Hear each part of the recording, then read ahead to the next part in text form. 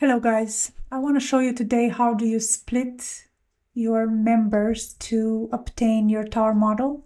I'm going to try to keep it very short. Basically, what I recommend is following this green dimension lines way of splitting and not the red ones.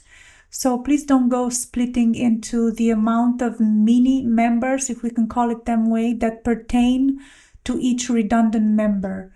So if you have a new tower and you have your drawings where the dimensions are very clearly given for each redundant member, then yeah, please go ahead and do that, even though that's not really a good approach. So here, if you see, you have 11 little members. So if you go here and you split your bar into 11, then the problems I have with this, first of all, the position of the redundants is never going to be really 1.09. So if you have an AutoCAD drawing, then you can measure it with like 4 or 5 decimals, that's fine. But if you have a PDF, an old PDF or something like that, then the position is never going to be given with 5 decimals. So if you go here, for example, just a short example, if you put here 5, that's going to be very different than 1.09. So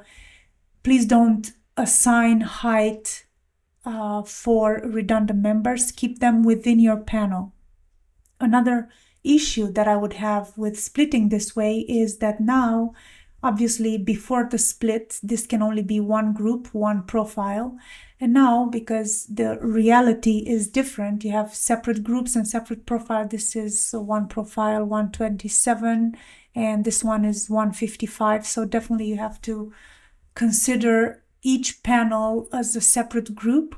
If you do that, then you're going to have, if you take this approach, then you're going to have to go on each member and assign it to the group that you want. And that's just, it's overkilling it.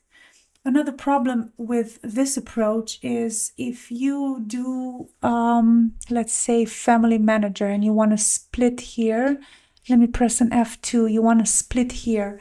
You keep this part, you save as your model, as your, you save this model as, I don't know, parts or whatever. I can do another video on family manager if needed, but I'm just trying to be very quick here.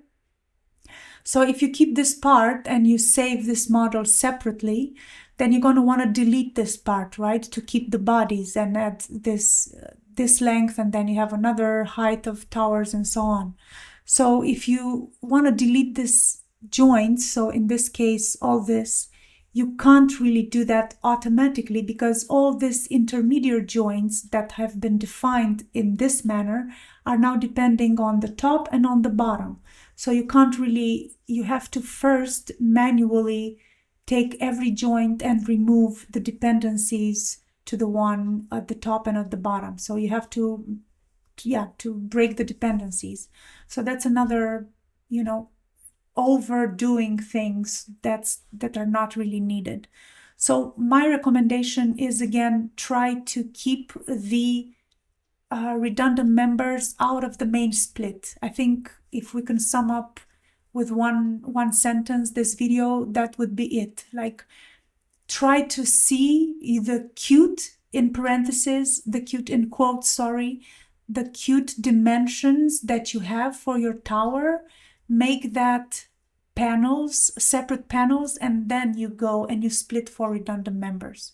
And also, obviously, if you split this in 3 and then you want, for whatever reason, to move this a little bit further or this one down, if it's a new tower, for example, and you're still trying to figure out the position of your diagonals, then this will just keep the proportions of 0.3, 0.6. So yeah, that's how I would advise you to approach this matter. Okay, thank you.